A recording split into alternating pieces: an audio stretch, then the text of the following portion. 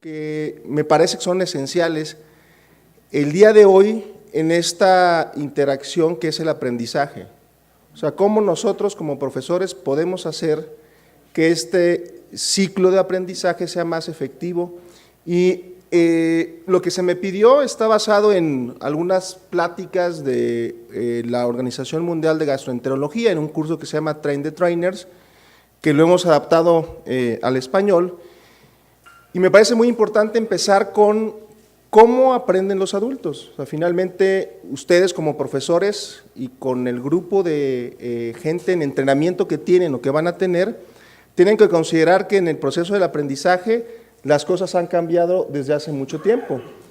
Normalmente uno aprende en base a una serie de habilidades que va a ir adquiriendo bajo la tutoría o vigilancia de un profesor, pero también el ambiente influye mucho en la educación. Ustedes pueden ver esta diapositiva, como el día de hoy en el proceso de la educación, prácticamente todos estos nuevos esquemas de educación consideran que los individuos desde etapas tempranas de la vida están expuestos ya a tecnologías que probablemente hace 20 o 30 años no teníamos. Y aún así, los adultos tienen que adaptarse y aprender a estas nuevas tecnologías. Y no es raro que ustedes vean a octogenarios que manejan tan bien un teléfono celular, les cuesta más trabajo, pero lo hacen, que un individuo que lo aprendió en etapas tempranas, y no quiere decir que es una cuestión de moda, sino es cómo yo he aprendido en base a mi entorno.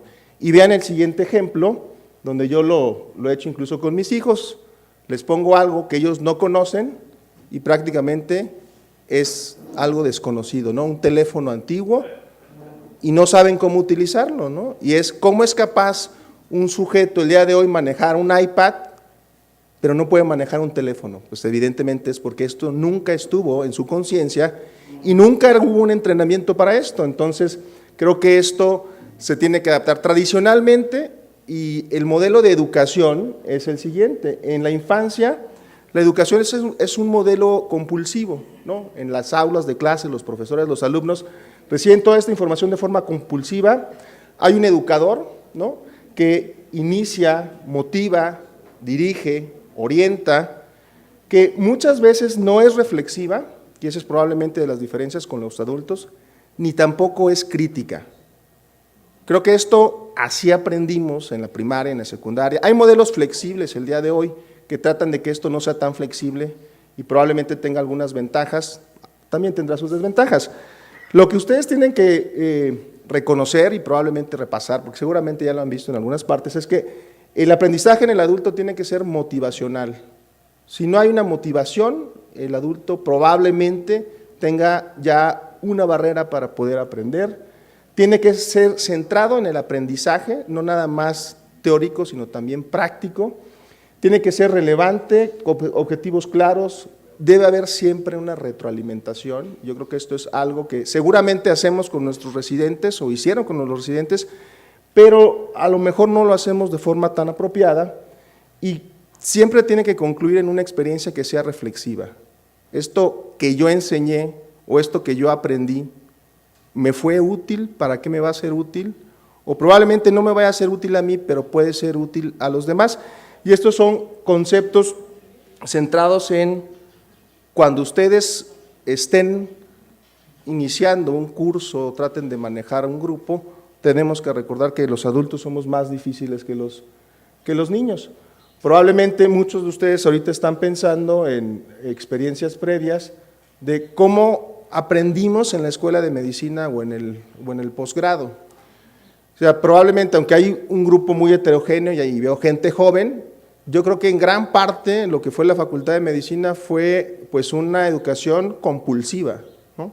Información, información, información, y a menos de que uno entrara a una parte de práctica, probablemente ahí había un cambio o algo diferente. Yo creo que en el adulto, y esto es aplicado no nada más para los residentes, esto es para un curso, un taller, un simposio, tenemos que reconocer que hay que cambiar un poquito ese modelo de educación compulsiva y ser un poquito más abiertos. Hay muchos retos en la educación, y los retos en la educación no son de ahora. Esto es la imagen de este sujeto, ¿alguien lo reconoce? está en los billetes de $100, por eso el doctor Lisker dijo Franklin, ¿no? Franklin, uno de los padres fundadores de los Estados Unidos, es, dentro de las tantas virtudes que tenía, se considera un gran educador. Él tenía esta gran frase que dice: si tú me dices, se me va a olvidar; si tú me enseñas, lo voy a recordar; pero si tú me involucras, voy a aprender. Y ese es uno de los puntos más importantes en la enseñanza en el adulto: involucrar, ser partícipe, romper un poquito esas barreras para tener una retroalimentación y ser reflexivos.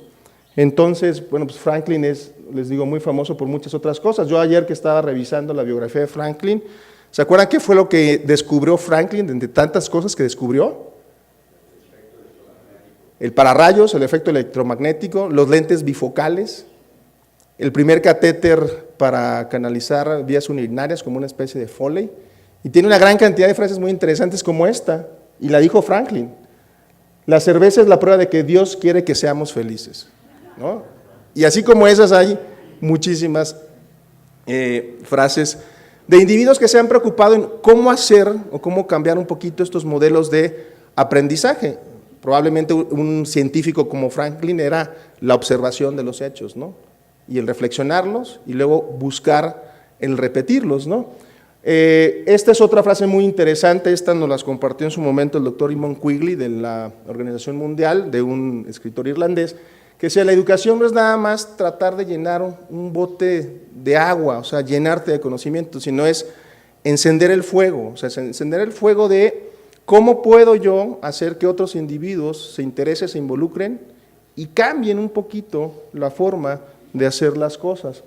Probablemente nosotros como médicos siempre lo hacemos por el bien o por el bienestar del paciente, pero no necesariamente es eso, es el motivar a que esto realmente sea algo que cambie, porque cuando uno se expone a eventos que cambian la vida de uno, los recuerda y los agarra más que cosas que solamente uno ve pasar a lo largo de su vida.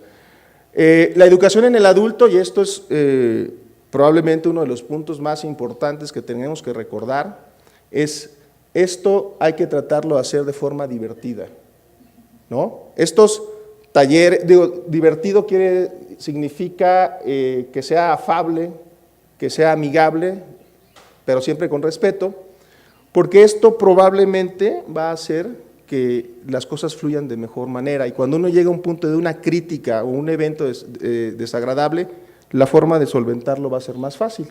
Entonces, esta es una pirámide de aprendizaje, esto probablemente también lo hayan visto muchos de ustedes, yo hago una reflexión al respecto. Estas son varias de las técnicas, ustedes pueden ver que aquí pongo el promedio de retención, al menos 1 o 2 semanas después de que uno se expone a un evento auditivo, visual, como pudiera ser una charla, a una demostración, a una práctica, y algo que ustedes tienen una gran oportunidad el día de hoy: los que enseñan son los que más aprenden, ¿no? El 90% de los sujetos que están enseñando aprenden, y no es nada más que aprendan, sino retienen más, ¿no? Y tienen que estar sujetos de forma constante a esta práctica. Entonces, estos son métodos de enseñanza pues pasivos, lo que hacemos ahorita, ¿no? Una plática, una charla, una conferencia, bueno, nos es útil, pero la probabilidad de que esto se nos quede es menor a que de repente organicemos una mesa de discusión, ¿no? O realicemos un taller de forma interactiva, y estos métodos de enseñanza activos pues son los que tenemos que utilizar más con el adulto. O sea, vengan que a lo largo de la vida pues nuestra capacidad de retención va a ser cada vez menor.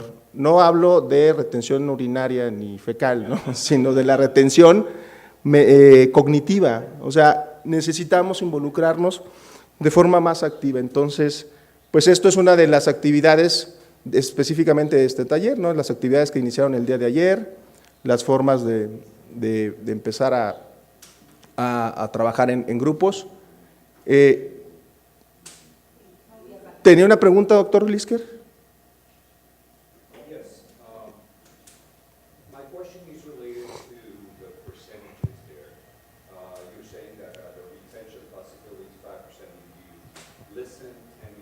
Uh-huh. 20 audiovisual, 30% demonstration, etc., etc. Are there references to these percentages,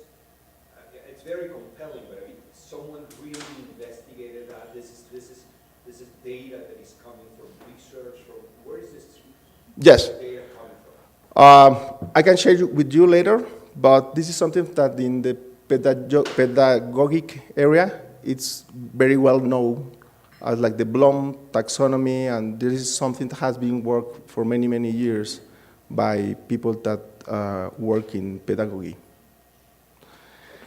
Entonces, los métodos de enseñanza que tenemos que plantear a partir de hoy, si ustedes quieren enseñar a un adulto, pues tienen que centrarse en esto, ¿no? Estas son las habilidades cognitivas de la taxonomía de Bloom. Bloom es un pedagogo de finales de la década de los 30, 40, donde él dice que, y no nada más en el adulto, sino también en el niño, cuando nosotros queremos empezar a enseñar a alguien, y evidentemente el sujeto va a aprender, tenemos que desarrollar estas habilidades cognitivas, donde evidentemente tenemos que tener ciertas competencias o tenemos que cumplir ciertas competencias para que este ciclo se pueda establecer. O sea, yo tengo que tratar de enseñar y el individuo tiene que tratar de aprender conocimiento, pero lo tiene que comprender, lo tiene que saber aplicar, lo tiene que analizar, lo tiene que sintetizar y finalmente esta parte de evaluar. ¿Cómo se logran? ¿Cuáles son las habilidades que tenemos que tratar de disparar muchas veces o reforzar en los individuos que vamos a enseñar? Bueno, pues estas habilidades es, bueno, uno obtiene el conocimiento a través de la observación y el recuerdo de la información. O sea, se tiene que leer o se memoriza. Y para lo único que sirve eso es para mejorar nuestra habilidad de conocimiento. Pero esto no necesariamente quiere decir que el sujeto lo entienda. Y aquí es donde estos niveles taxonómicos cada vez son un poquito más difíciles, ¿no? Muchas veces le hemos dicho a nuestros estudiantes, es que lo memorizas pero no lo entiendes. Y si no lo entiendes, tampoco lo vas a poder aplicar. Y en medicina, en la aplicación es pues reconocer un patrón, y ese patrón es una enfermedad, ¿no? Y hacemos diagnósticos clínicos pues basado en patrones, ¿no? De cómo se comporta el organismo ante un evento como la enfermedad, para poder sintetizar y entonces evaluar, ¿no? Sintetizas, doy un diagnóstico, aplico un tratamiento y veo finalmente si esto funcionó o no funcionó. Entonces, tenemos que tener muy en mente que cuando enseñemos, tenemos que hacer estrategias que sean útiles para que el individuo recuerde, comprenda, aplique, analice, evalúe y finalmente pueda crear. Esto es uno de los diversos ciclos o de las diversas formas de establecer los patrones de cómo voy a enseñar a alguien, ¿no? Y evidentemente esto puede cambiar. Por ejemplo, se ha visto que para en 1956 pues esta era una pirámide donde partía del conocimiento, la comprensión, la aplicación, la síntesis y la evaluación. Probablemente el día de hoy, y aquí es donde el advenimiento de estas nuevas tecnologías ha hecho que esto de repente se puede invertir, ¿no? Los nuevos modelos educativos. O sea, antes de que evalúes, mejor evalúa antes de crear. Y de repente hay modelos educativos donde crear empieza en una parte más abajo de la pirámide, ¿no? Estos modelos educativos ahora en las aulas donde a los niños los están trabajando desde el principio con haz un proyecto, ¿no? Yo no sé si funciona o no funciona, pero un proyecto que te involucra a trabajar con diferentes personas en diferentes sustratos te puede hacer que esta pirámide cambie. Lo que sí es muy importante recordar es que estos niveles que están aquí tienen un orden de pensamiento inferior. O sea, todo el que puede leer, y lo lee muchas veces, pues lo va a poder recordar. Pero que alguien comprenda, analice y sintetice, taxonómicamente y pedagógicamente esto es superior. No es una cuestión ahí medio racista ni nazista, sino tienes que ejercer o tienes que desarrollar habilidades que probablemente no hemos desarrollado o no nos enseñaron a desarrollar o no las hemos desarrollado bien. Yo siempre pongo el ejemplo, cuando a mí me enseñaron a hacer endoscopía, a mí me enseñó el R3, el residente de tercer año, como a él le enseñaron. Yo no sé si era bueno o malo, ¿no? pero cuando yo tuve que enseñar, pues así lo fui pasando. Y en el momento en que alguien dijo, oigan, así no se hace, lo hacen bien desde el punto de vista práctico, pero no tienen el razonamiento adecuado. Es decir, bueno, ¿y por qué no me lo enseñaron antes? Pues porque no hubo un reconocimiento o no se estableció un patrón de hay que seguir más o menos el orden que se sugiere. Tampoco quiere decir que es un orden estricto, ¿no? El aprendizaje es más exitoso en el adulto cuando existe un propósito, cuando es significativo y relevante. ¿Cuál es el propósito de este curso? Pues aprender a enseñar. Y ustedes están aquí porque les pareció relevante. Si alguien lo trajeron a la fuerza, pues no va a ser relevante, ¿eh? Y a lo mejor están sentados aquí, pero no va a ser tan exitoso como aquel sujeto que dijo, yo quiero ir porque me interesa y creo que para mí va a ser relevante, ¿no? Yo creo que nosotros estamos expuestos a muchos cursos donde vamos y nos invitan, aunque no queremos ir, pero vamos porque tenemos que ir, ¿no? Y al curso que tienen que ir es al curso al que ustedes les interesen. O sea, ahí, de entrada, seguramente eso va a ser más exitoso. Que el aprendiz participe de forma activa, que se identifiquen cosas muy claras, y esto es lo que vamos a ver en los siguientes minutos, es objetivos, metas, de forma muy, muy puntual, y que exista siempre una retroalimentación positiva. O sea, esto es muy, muy, muy interesante, porque en el nivel en el que estamos, creo que todos hemos tenido discusiones acaloradas, hemos estado en favor y en contra de alguien, y de repente nos llevamos cosas buenas, pero lo que más recordamos siempre son las cosas negativas, ¿no? Me dijo, me habló, me regañó, me hizo sentir mal. Y eso no ayuda a que estos ciclos se establezcan de forma adecuada o apropiada. Y si esto va pasando, lo aplicamos en etapas más tempranas, bueno, el impacto que puede tener en el desarrollo del individuo pues es más negativo, porque finalmente lo que tendría que pasar es con estas retroalimentaciones positivas es que el individuo reflexione, ¿no? O sea, me regañó, me llamó la atención, ¿por qué? ¿Lo puedo corregir, lo puedo cambiar? Seguramente va a dejar algo más importante que reprimirlo de forma negativa. Todos estos cursos, talleres, programas, ustedes que son profesores, parece que es algo que cuando lo hacemos es una cuestión burocrática, ¿no? La UNAM, el instituto, la universidad nos pide el programa y hay que llenar una serie de requisitos para que esté validados ahí en el papel. Y la verdad, lo hacemos muchas veces como un copy-paste de otro programa y nunca nos ponemos a leer a detalle cómo se tiene que hacer esto de forma apropiada. O sea, un curso, un taller, un tema, lo que ustedes quieran enseñar, la clase con sus alumnos. Bueno, pues ¿cuál es el propósito? Tiene que ser muy claro. ¿Cuáles son los objetivos? ¿Y cuáles van a ser las metas? Para una clase, alumnos de la Facultad de Medicina, si ustedes lo aplican de forma rutinaria, probablemente vaya a ser más exitoso que llegar y poner, y ponte la clase porque se me olvidó, ¿no? Entonces, un propósito no es lo mismo que un objetivo.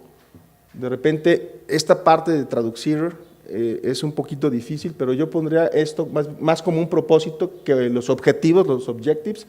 Tiene que ser la declaración general de qué se espera del evento o la experiencia educativa. Cuando ustedes los invitaron a este evento, el objetivo estaba muy claro. Ustedes están invitados porque el objetivo de este taller es que ustedes aprendan a enseñar, ¿no? Es una declaración muy general y pues el propósito está muy claro. A lo mejor para unos el propósito es conocer a Vándaro y sus alrededores, ¿no? Porque ahí parte de que si ustedes realmente tienen interés o no se van a llevar muchas cosas y si no, pues probablemente la pasen bien un fin de semana en un lugar bastante agradable. Los objetivos son diferentes, no hay un objetivo, hay varios objetivos. Se tienen que establecer, ¿no? Cuando uno desarrolla un protocolo de investigación hay un objetivo primario y un objetivo secundario. No es lo mismo, pero sí centrar mucho en que, a ver, de aquí los que asistieron tienen que lograr lo siguiente. Son planteamientos más específicos de lo que se va a presentar, ¿no? Por ejemplo, en este taller van a presentarse los métodos actuales de cómo entrenar en endoscopía, cómo realizar una discusión en grupos, cómo tratar un paciente con hepatitis C el día de hoy. Si ven un curso que no tenga claros los objetivos, de entrada no es que duden en ir, pero probablemente su interés va a ser menor. O sea, esto habla mucho del que organiza la experiencia educativa, ¿no? Y sí también tienen que ser muy claras las metas del aprendizaje. O sea, los resultados del aprendizaje objetivos son un conjunto de declaraciones que establecen lo que los participantes deben de ser capaces de hacer o entender al final del evento. ¿Cuáles son las metas de este taller? Bueno, pues que los profesores puedan establecer una experiencia educativa mejor con sus alumnos. Que la presentación sea mejor, o sea, la presentación de sus pláticas y conferencias mejor que lo que se establecía de forma previa, ¿no? Entonces, yo pongo aquí un objetivo, una meta, que es al final de este curso ustedes deben realizar pequeñas discusiones grupales sobre temas en gastroenterología. Y esto suena como muy fácil de hacer, ¿no? Pues, ¿cuáles son las metas? Bueno, hacer una meta de forma apropiada no es tan fácil. Entonces, los objetivos de un curso tienen que tener un programa, una agenda, que tiene que estar definido por el entrenador, y el día de hoy, pues, este tipo de actividades en adultos se fomenta mucho la realización de actividades grupales, ¿no? Discusiones, talleres, y tratar de dejar un poquito el aula, el podio. De repente para estos talleres esto es muy incómodo, o sea, estar aquí, tengo que estar aquí porque está el micrófono, pero esto es parte de las cosas que tenemos que pensar, ¿no? Y los resultados finales del aprendizaje es personales, que se finalice el proceso, que haya una declaración de cambio para el alumno. O sea, yo cómo sé si lo que van a hacer ustedes va a cambiar. Pues tiene que hacerse una evaluación, una crítica y una reflexión. Sí, estuvo bien, no estuvo bien, aprendí, no aprendí, yo haría esto de forma mejor. O sea, estas experiencias tienen que verse tanto para el aprendiz como para el educador, esta retroalimentación positiva, que sea medible, ¿no? Y que esto permita planear en futuras oportunidades mejores desenlaces. ¿Por qué es importante establecer los objetivos y las metas? Cuando los alumnos entienden cómo la adquisición de un conocimiento o habilidad les va a permitir desempeñarse mejor en la vida, entran en situaciones de instrucción con un sentido de propósito. O sea, hay un propósito, esto es más claro para mí, y lo ven como más personal, ¿no? A mí me sirve. Si a mí me sirve, es muy probable que lo vaya a utilizar. Si a mí no me sirve, en 10 minutos voy a estar en el celular, haciendo las diapositivas que no he terminado, etcétera, etcétera, ¿no? No es porque esté viendo al doctor Bosques haciendo eso, no. A él le interesa mucho ese curso, pero ya lo ha tomado tantas veces que está acabando de preparar su presentación, ¿no, amigo? Ahora, ¿cómo establecer estas metas? Hay un acrónimo, no sé si lo han oído, o sea, uno tiene que establecer bien una meta, utilizando este acrónimo que me parece muy útil, que es el SMART. Y me refiero al SMART, no a este SMART, perdón, no, ni a este SMART. ¿Alguien sabe quién es este individuo? William James Sidis. Este es el hombre más smart que ha habido en el planeta, el hombre más inteligente. Era un individuo que murió a los 49 años de edad, un inmigrante ucraniano, para pesar de Donald Trump, ¿no? Que en su momento se evaluó como el sujeto con el IQ más alto, 254, y bueno, pues dicen que tuvo 7 carreras en Harvard, maestrías y demás, pero no era el sujeto más competente, ¿no? Entonces, estas metas y este crónico SMART que les quiero compartir, lo que es lo siguiente. Estas metas tienen que ser específicas, esa es la S, ¿no? Tiene que ser específico, significativo, bien definido, claro para cualquier persona que tenga un conocimiento básico, y esto es muy importante. O sea, cuando ustedes van a dar o impartir un curso, una clase, tienen que censar muy bien cuál es el nivel de la audiencia. ¿Qué son? ¿Estudiantes? O tienen que tener un conocimiento básico. ¿Residentes? ¿Gastroenterólogos? ¿Hepatólogos?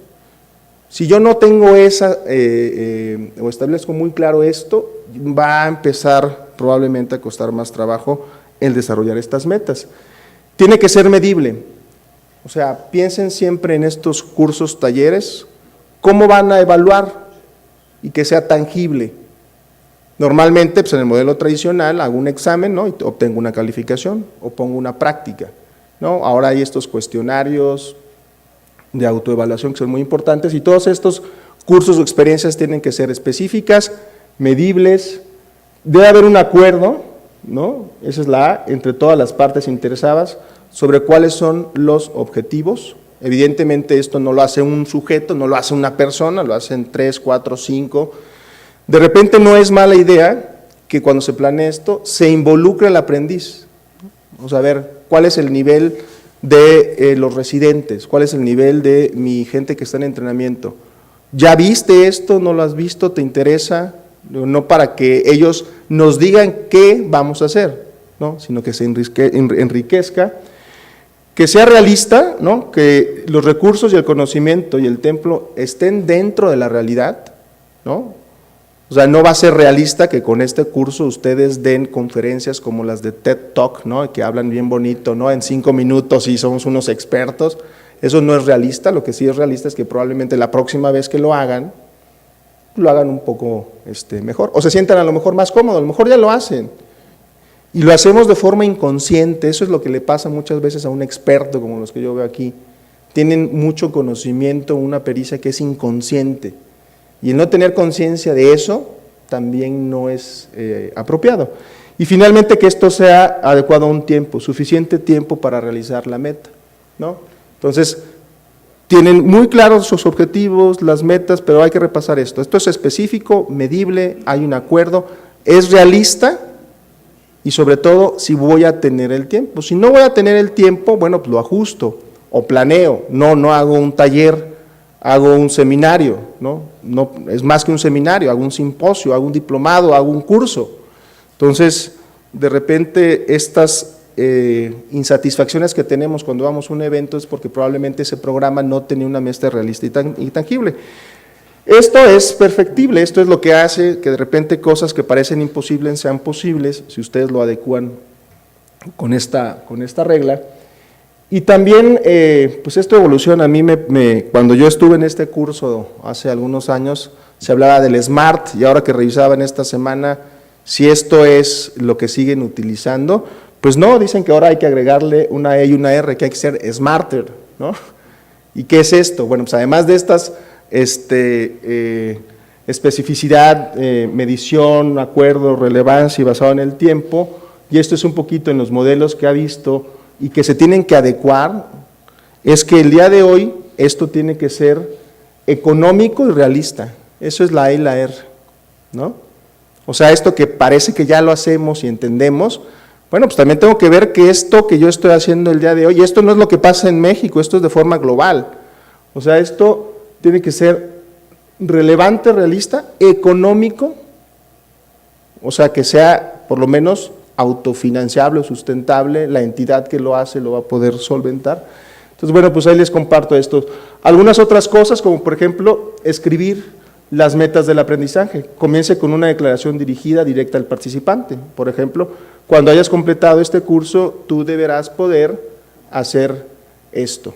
Yo oía, la semana pasada en el radio, algún pedagogo también, y me llamó mucho la atención que uno de los ejercicios que se están haciendo el día de hoy en las clínicas de geriatría para mejorar la habilidad cognitiva de los pacientes es que escriban por lo menos una vez al día lo que sería una pequeña carta, una tarea, porque se nos está olvidando escribir, porque todo lo hacemos a través de digitalizar algo o dictarlo. Y en las escuelas cada vez es más frecuente. Bueno, pues el proceso de escritura o lectoescritura involucra una actividad cerebral mucho mayor que el que tener a lo mejor un dispositivo. Entonces ahora hay talleres de aprender como si fuera una terapia, ¿no? Me pareció importante. Cuando revisaba esto de que, bueno, además de que se diga y se establezca, quede por escrito, estas son las metas, ¿no? A lo mejor no estamos tan acostumbrados a leerlo, vemos el programa y lo pasamos muy rápido, ¿no? Cuando uno escribe hay que utilizar palabras que se pueden observar, y ustedes ven, estas metas dicen indicar, describir, explicar, identificar, analizar, comparar, demostrar, planificar, desarrollar, son verbos, ¿no? En México tenemos mucho esta frase de que no cantinflemos, ¿no?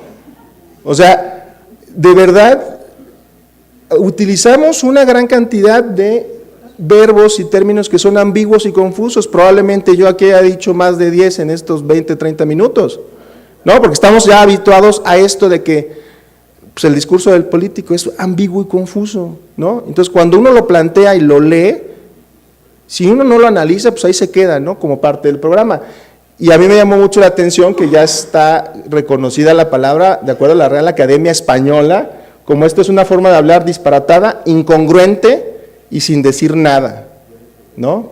Parece un speech político, ¿no? O sea, pues a mí parece lo que más se parece. Y algunos ejemplos de algunos cursos que yo estuve revisando decían, el sujeto debe apreciar. ¿Qué es apreciar? Apreciar, ¿qué se aprecia? El arte, ¿no? Pero ¿cómo lo mides? O debe saber sobre o ser consciente de, o sea, tiene que ser como muy claro, ¿no? Acuérdense que menos es más, ¿no? Y algunos otros puntos para compartir de cómo aprende el adulto, bueno, pues existen formas que tenemos que mantener, hay que fomentar un respeto mutuo, y esto lo hacemos mucho, el que de repente podamos ser divertidos con respeto, ¿no? Esto creo que de repente en el modelo tradicional en el que aprendimos mucho, en el del aula y el maestro aquí, el alumno allá, de repente lo vemos y a lo mejor nos estamos acostumbrando, estamos siendo parte de esto porque las nuevas generaciones lo traen, ¿no? O sea, el residente que de repente le habla de tú y no pasa nada, ¿no? Cuando hace 20, 30, 40 años era probablemente inadmisible, ¿no? Esto de repente es alentador, son formas de apoyo, de sentirse identificado, o sea, sentirse parte de un grupo, porque permite aceptar ideas y retos desafiantes y probablemente promueve la clarificación de conceptos difíciles. O sea, yo puedo tener una discusión muy acalorada con una persona muy cercana, con mi mejor amigo, y probablemente si yo cumplo con esto, no debe de pasar nada. En el momento cuando esto se pierde o se hace personal, aquí de repente estas cosas ya no hay vuelta de hoja, ¿no? No, yo con él ya no organizo ningún curso, ¿no? Porque me dijo bien feo la última vez, ¿no? Sí, te dijo bien feo, pero te pasaste una hora, ¿no? Y tenía razón de haberte bajado del podio y decirte, te pasaste una hora. Pero era mi amigo, él me invitó, ¿no? Y me invitó desde Estados Unidos, ¿cómo se le ocurre? Pues perdón, pero, ¿no? Entonces son ejemplos a lo mejor muy banales que hay que recordar. Y esto también tiene que ser muy importante en la relación tutor-alumno, mentor o mentí. La motivación de la que hemos hablado, debe haber ciertas características del aprendiz y ciertas características del maestro. Yo no les voy a decir a ustedes cuáles son las características de ustedes como maestro. Lo que ustedes tienen que hacer es reconocer para qué soy bueno, ¿no?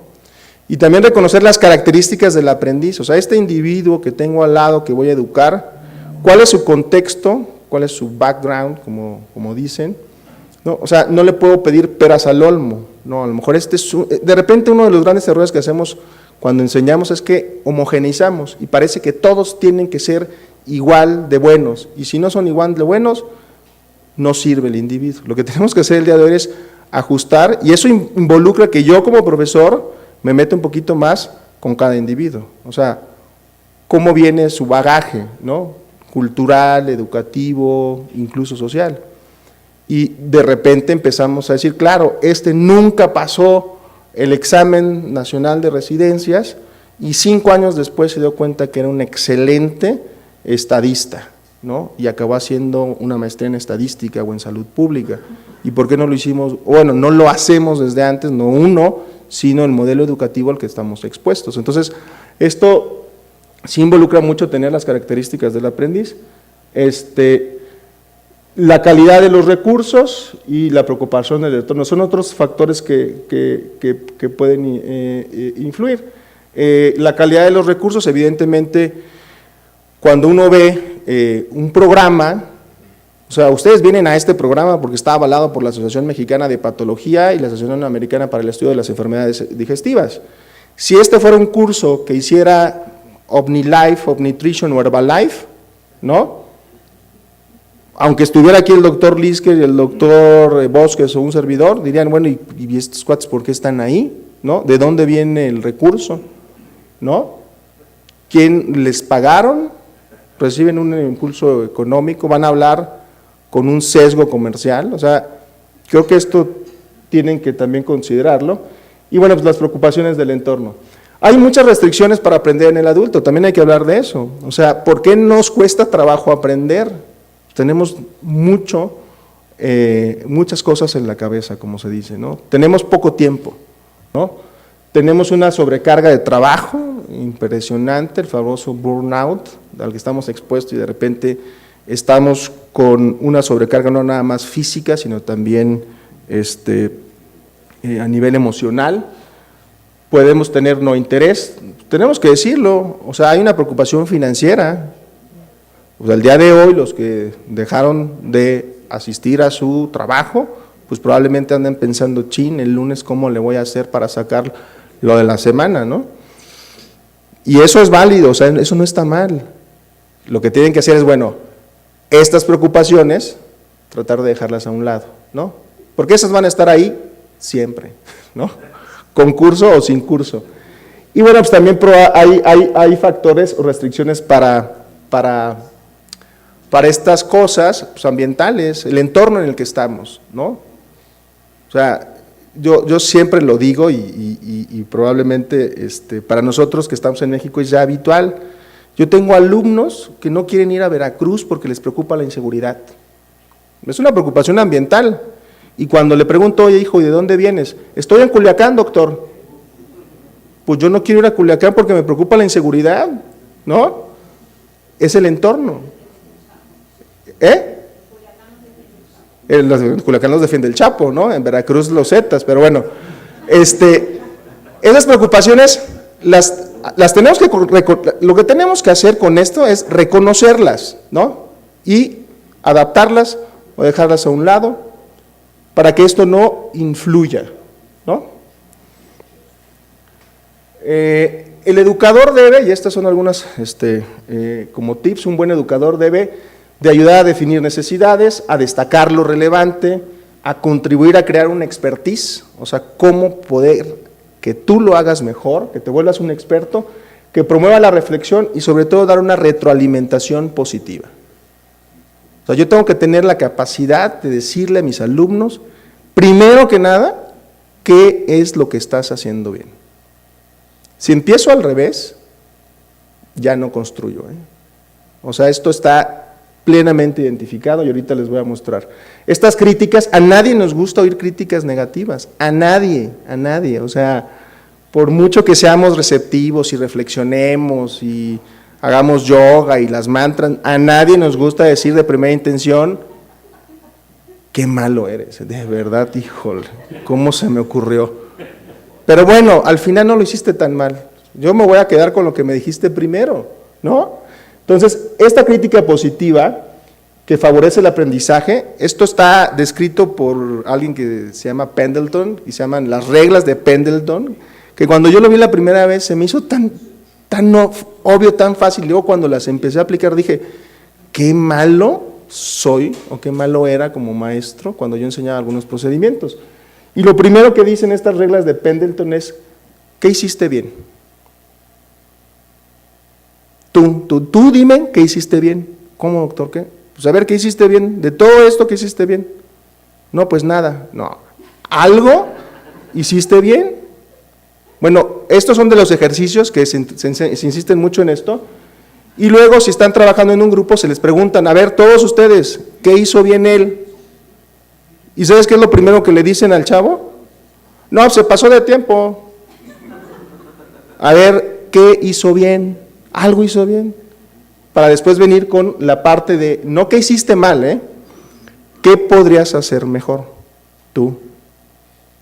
O sea, esto está puesto aquí y es, no sé si se vaya a manejar más adelante, ¿no? Pero eso es un ejercicio que se hace con los grupos, donde presentas 5 minutos, hay un moderador, y el moderador le dice, ¿qué hiciste bien? Pregunten la próxima vez que lo hagan con un alumno, incluso es frustrante el decir, no, doctor, pues no, nada, ¿por qué me pregunta eso? ¿No? ¿Es capciosa la pregunta? No, a ver, algo hiciste bien, ¿no? Que otros le pregunten y después que él solo, en esa parte de conocer, aprender, sintetizar, aplicar y reflexionar, que él mismo, que el sujeto que está aprendiendo diga, ¿qué podría hacer mejor? Preguntar al sujeto que se presenta en el entrenamiento. No, pues sí, me pasé de tiempo, me temblaron las manos, no me sentí seguro, no lo practiqué. Y hay ojos que ven cosas diferentes y dicen, sí, además de eso, tú podrías hacer esto mejor. Finalmente, el líder resume aspectos positivos y sugerencias, pero nunca hablan de una crítica negativa, ¿no? Por muy malo que sea el individuo. Esto es algo que a mí me ha servido mucho cuando lo tomamos en Train the Trainers hace algunos años, y lo aplico cada vez más con mis alumnos en la Facultad de Medicina cuando van a presentar en Semana Nacional de Gastro, y lo que yo veo es que por lo menos cuando se paran, se sienten más confiados en lo que hacen, ¿no? Y esto no es nada más que practicar y ejercitarlo. También nos tenemos que evaluar nosotros, y esto es algo que se nos olvida, no nada más en el curso. Yo hoy como profesor, preguntarme a mí, ahorita que termine, ¿qué hice mal o qué hice bien? ¿Qué hubiera hecho mejor hoy para esta plática? Le voy a preguntar después a ustedes o en una evaluación, ¿qué hizo el que presentó? ¿Lo hizo bien? ¿Lo hizo mal? ¿Qué hubiera hecho mejor? Y preguntarle a mis colegas. Son de esos ejercicios que de repente uno no lo ve, pero por detrás de la mesa o en la cena del rato, oye Maru, ¿cómo estuve? ¿No? No como los chistes, o sea, ¿cómo estuve? No fue un chiste, o sea, ¿cómo estuve? ¿Qué te pareció? ¿Te gustó o no te gustó? Mario, ¿te gustó o no te gustó? Marco, ¿qué podemos hacer mejor? Porque esto me va a permitir a mí que la próxima vez que lo haga, ¿no?, me sienta más confiable. No son modelos estrictos, porque esto pues va a cambiar, ¿no? Y depende también mucho de la audiencia.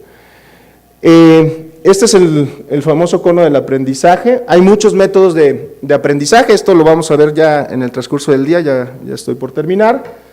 Pero bueno, dependiendo del método que ustedes quieran utilizar, ¿no?, pues tienen que establecer estos propósitos, estos objetivos, estas metas, cómo evaluarlas, cómo aplicarlas. Normalmente pues estamos utilizando o estamos muy inmersos en el sistema de conferencias, ¿no?, de pláticas, lectures. Esto es un poquito más difícil, pero hay que establecerlas en experiencias abiertas, el aprendizaje electrónico que cada vez está más disponible, pero bueno, pues no está exento de todo esto, ¿no? Estos cursos en línea, tenemos que ser bien estrictos cuando uno vea un curso en línea en todo esto, o sea, cuáles son los objetivos, los propósitos, el entorno, para que seamos críticos, ¿no?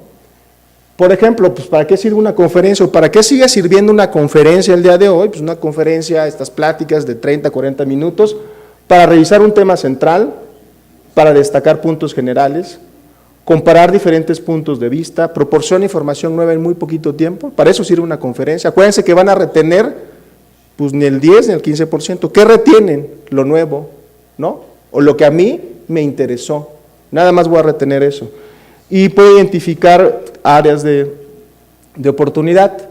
Voy a dejar las preguntas ya para terminar, porque quiero pasar a esta última parte de estos ciclos de aprendizaje, el ciclo de aprendizaje, que igual hay muchos, yo de los que estuve revisando, creo que el que les voy a presentar hoy es un ciclo basado en competencias, que se llama, y recordar que el aprendizaje es un cambio en el comportamiento relativamente permanente como resultado de una experiencia educativa planificada. O sea, esta es una definición de aprendizaje. Y marco en negro lo que a mí me parece importante, o sea, yo aprendo porque cambio un comportamiento, ¿no? Cambio un patrón, o sea, hago algo de forma diferente, ¿no? Que esto va a ser resultado de que alguien me enseñó a hacerlo con una estructura diferente a lo que yo lo hacía. O sea, eso es aprender. Y enseñar son todas estas actividades para lograr una experiencia de aprendizaje de forma planificada, ¿no? O sea, ¿cómo voy a establecer ese cambio, ¿no? O sea, aprender es cambiar, así lo entiendo yo, y enseñar es, pues, tener como un plan de trabajo para lograr este cambio. ¿Han visto esto, no? Pues la famosa curva de aprendizaje. La curva de aprendizaje no es nada más que una curva, una pendiente entre tiempo, ¿no?, y el nivel de competencia. Y acuérdense que no es lo mismo competencia, y bueno, y estas curvas son diferentes, ¿no? Hay unos que van más lentos, otros van más despacio, pero al final, si se sigue como este plan de trabajo, se va a llegar a ese nivel de competencia, ¿no? De acuerdo a lo que se va a aprender, tenemos que establecer este plan de forma diferente. Si yo quiero establecer conocimientos o enseñar conocimiento, tengo que tener un plan cognitivo, o sea, ¿cómo le voy a hacer para que este individuo conozca más? Si lo que yo quiero es enseñar una habilidad, tengo que tener un plan basado en psicomotricidad, ¿no? Destreza, ¿cómo vas a hacerlo mejor? Si quiero hacer o enseñar actitudes, pues esto es una cuestión más en un plano afectivo, ¿no? Hay que ser empático y probablemente no sea yo, haya que traer un psicólogo o un motivador. Y si yo tengo que enseñar cómo establecer relaciones, pues probablemente a gente que maneja grupos de trabajo y relaciones interpersonales, ¿no? O sea, yo no puedo pedirle o enseñarle al mismo tiempo a un sujeto a ser CEPRE, ¿no? Y que aparte de pláticas motivacionales, siendo yo el mismo maestro, ¿no? Pues yo no tengo esa capacidad, ¿no? Entonces, por ejemplo, esta sería la taxonomía cognitiva, o sea, para que tú obtengas conocimiento nuevo, para que tú tengas nuevo conocimiento, tienes que memorizar, te tienes que leer, lo tienes que entender, lo tienes que aplicar, sintetizar y evaluar, ¿no? Lo que habíamos visto hace rato, ¿no? O sea, sí hay una parte donde el sujeto tiene que tener un nivel básico y una capacidad cognitiva suficiente. Y si nosotros no somos capaces de reconocer que el sujeto no lo tiene, pues son estos chicos o estos residentes que acabamos dando de baja en el último año de la residencia, porque es que no nos dimos cuenta que era como una piedra, ¿no? Que no entiende, no conoce, no retiene. O sea, eso es raro, o sea, la verdad es que no es tan, no debe ser tan frecuente, ¿no? Si ustedes quieren enseñar algo psicomotricidad, por ejemplo, tomar una biopsia hepática, hacer una endoscopía, gimnasia, tiene que ser consciente, se tiene que conocer qué, cómo, o sea, el maestro tiene que tener la capacidad de transmitir ese conocimiento, cómo lo voy a transmitir, demostrarlo, hasta el final viene esta parte de que ahora lo haces, y de tanto que lo haces, te vuelves un experto, eres un máster. Y a mí me gusta mucho esto de que pues, competencia no es lo mismo que realización. O sea, ustedes conocen gente que hace una gran cantidad de procedimientos endoscópicos y le dices, enséñale, y no sabe enseñarle. Pero lleva más de 1000 panendoscopías o lleva 500 CEPRES en el hospital X en tal lugar. Enséñales a hacer CEPRE. Pues que no sé cómo. Pues llevas 500, eres un excelente, sí, pero no es un maestro, ¿no? Tiene la competencia, pero no tiene esa capacidad de demostrarlo. Entonces, un buen operador no necesariamente es un buen maestro, ¿no?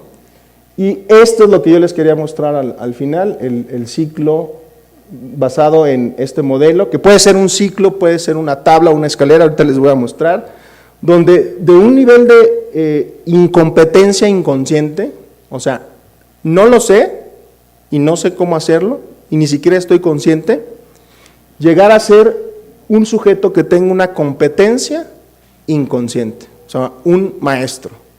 O sea, lo hago perfectamente bien de forma inconsciente. Ustedes piensen en manejar, ¿no? Cuando uno maneja, pues primero no sabe manejar y tiene un pavor terrible y de repente empieza a manejar de forma inconsciente, ¿no? Y hasta que uno es consciente, pues se siente cómodo. Y después de 20 años de manejar y nunca haber chocado, pues se dan cuenta que tienen una competencia inconsciente, ¿no? Bueno, pues en este esquema de los ciclos de aprendizaje, este es el mismo ciclo, pero en una tabla de 2×2. A mí, por ejemplo, esta me pareció más práctica. Esto, aquí pongo el nivel de inconsciencia y conciencia, y el nivel de incompetencia, incompetencia. En la fase 1 soy incompetentemente inconsciente, no sé nada y ni siquiera estoy consciente. En la fase 2 soy consciente de que soy incompetente, ¿no? ¿Sí? me tardo 40 minutos en entrar al píloro, ¿no? Pero ya estoy consciente de que me tardo 40 minutos. ¿Qué tengo que hacer? Pues tengo que hacerlo, para que de repente sea competente y consciente. No, hombre, me tardo 5 minutos. Y el nivel de máster, la maestría, es esto, que soy competentemente inconsciente. No, hombre, el doctor, hasta la válvula ileocecal en 10 minutos. Yo ya no me doy cuenta de eso. ¿Quién se da cuenta? El que me ve, dice, no, él es el bueno. Oiga, doctor, ¿me puede enseñar a hacer colonoscopías? No, o sea, yo las hago en mi práctica clínica. No, pero es que usted lo hace rapidísimo y bien. Entonces, esto es como el ciclo de aprendizaje, y aquí se involucra el maestro y el trainee, por ejemplo. Les voy a mostrar.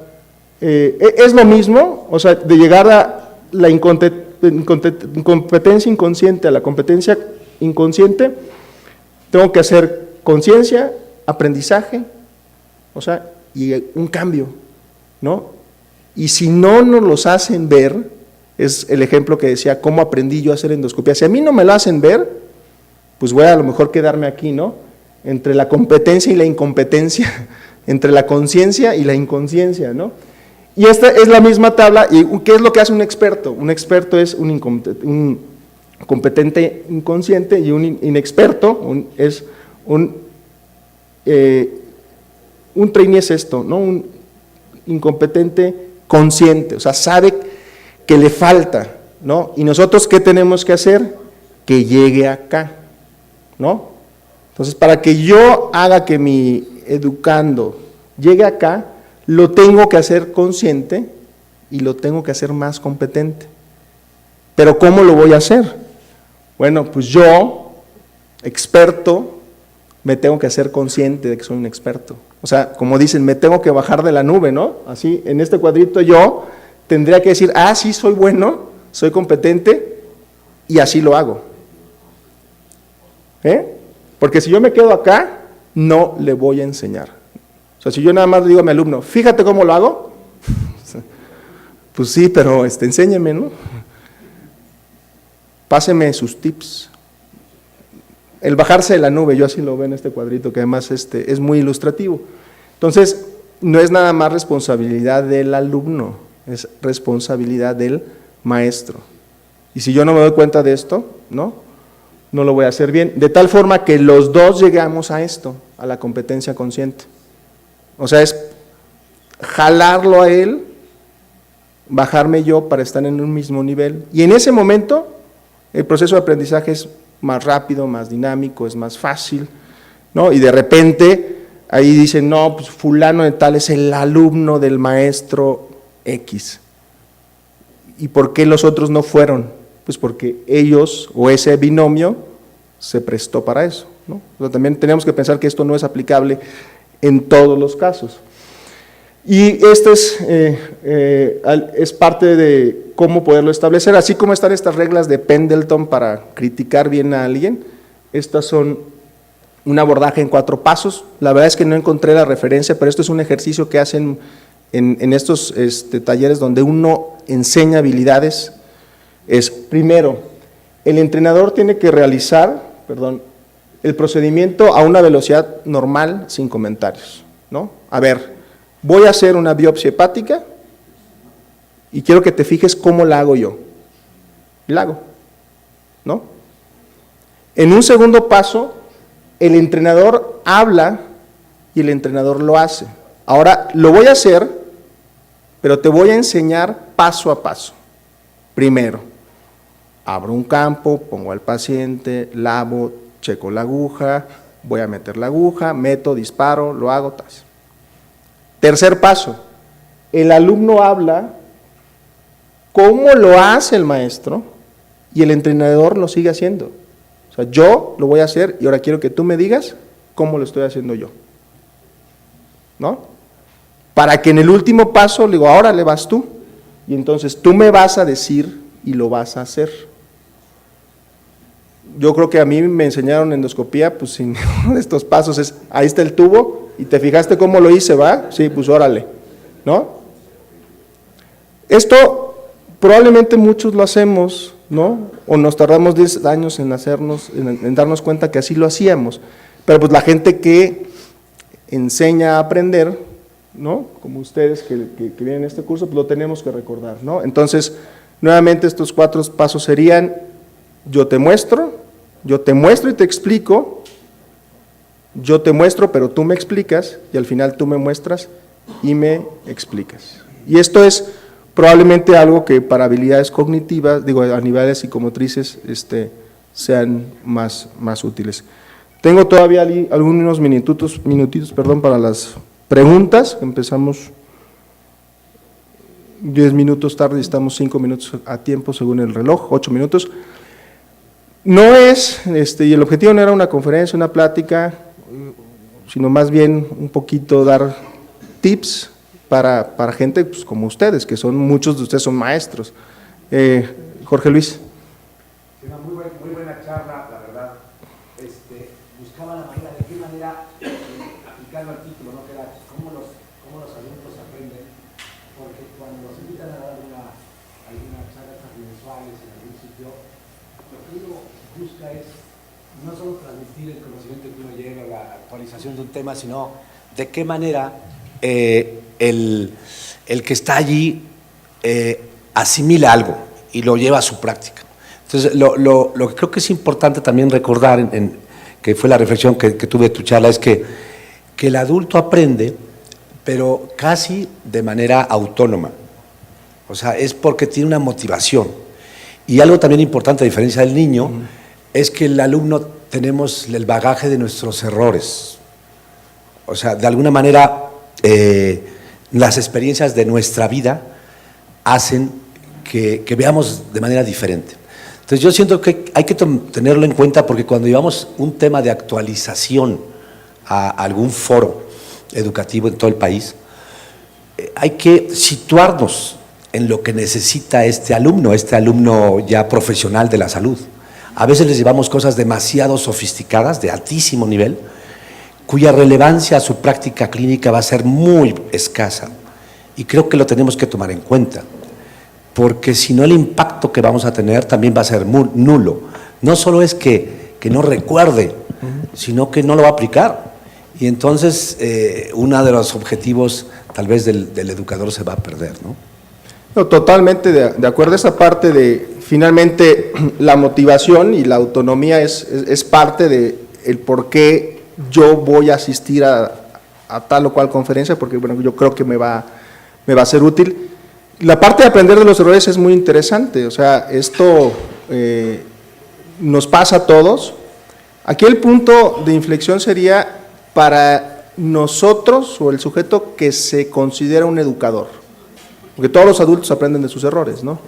Pero en el momento en que uno asume el rol de educador, o sea, de que yo te voy a enseñar, ¿no? Esa reflexión de decir, bueno, te voy a compartir, evidentemente esta parte de que, bueno, yo aprendí mal por esto, o sea, esta reflexión, es cómo poderlo transmitir para que, a ver, no quiere decir que no va a haber errores, por supuesto que los va a haber, pero probablemente la forma de enfrentar esos errores va a ser más fácil que como nos tocó a nosotros, ¿no?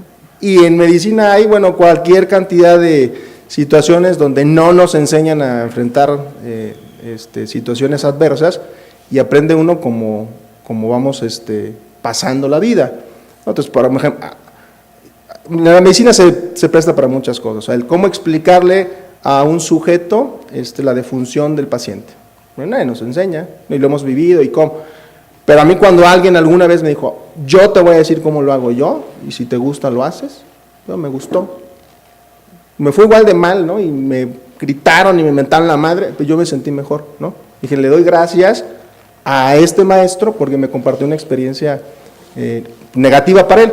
Entonces yo creo que aquí es el ser consciente, ustedes que están aquí como, si vamos a asumir el rol de educador, el poder meterse, qué tanto se van a querer meter de lleno o no, definitivamente. Y la otra es que sí cambia mucho el entorno, ¿no? El momento, la situación, el grupo. Yo creo que son cosas que tienen que tener como muy clara.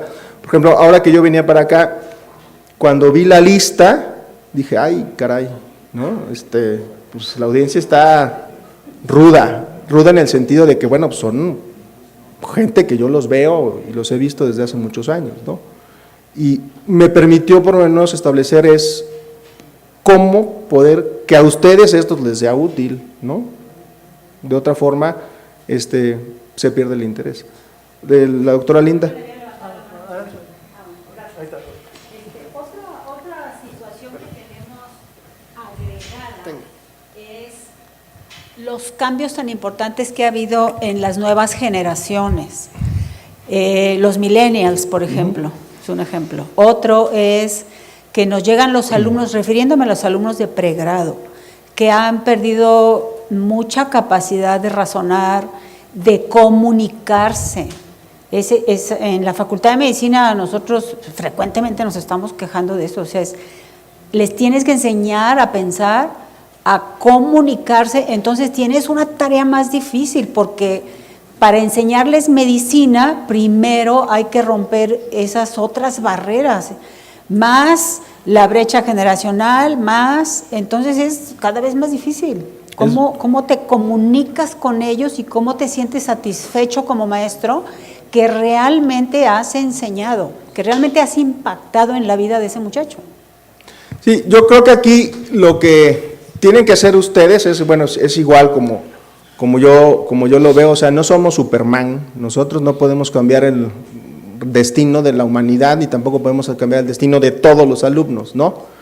Porque es trabajar en esa pirámide que, como lo dice perfectamente bien las nuevas generaciones, esa pirámide está hecha un merengue, ¿no? O sea, no hay una base, no hay una solidez, no hay un conocimiento básico, no nada más cognitivo, sino tampoco social, emocional, ni de relaciones, no se saben relacionar, o es muy complejo relacionarse. Pero lo que yo veo, o lo que yo estoy tratando de hacer, lo que a mí me ha funcionado, es por lo menos motivarlos, mostrar algo que es diferente. O sea, aprendizaje es cambio. Entonces, cuando yo trabajo igual en una facultad que tengo 150 alumnos, de los cuales con los que yo trabajo es un grupo de 15 o 20, son en los que yo detecto un cambio, o ellos se dan cuenta de un cambio, y establecer grupos de trabajo pequeños, porque no podemos influir en mucha gente, y en esos grupos de trabajo entonces sí ayudarlos a tener una estructura, ¿no? A ver, no leas, piensa, analiza, sé crítico, reflexiona, sé positivo. Entonces, pues son como cosas pequeñitas que deberían ir llenando todos estos agujeros que hay en la educación y con esta situación generacional. Creo que también nosotros nos tenemos que adaptar, o sea, uno tiene que entender para qué sí, para qué no y cómo poder utilizar algunas de estas herramientas, ¿no? Como que buscar ese justo medio. Es un reto. Ni Benjamin Franklin creo que podría solucionarlo ahorita, ¿no? Ya no tenemos tiempos como para preguntas, ¿ya no? Bueno, lo platicamos porque finalmente pues tenemos día y medio más para trabajar. Gracias nuevamente Arturo, René, Maru por la invitación.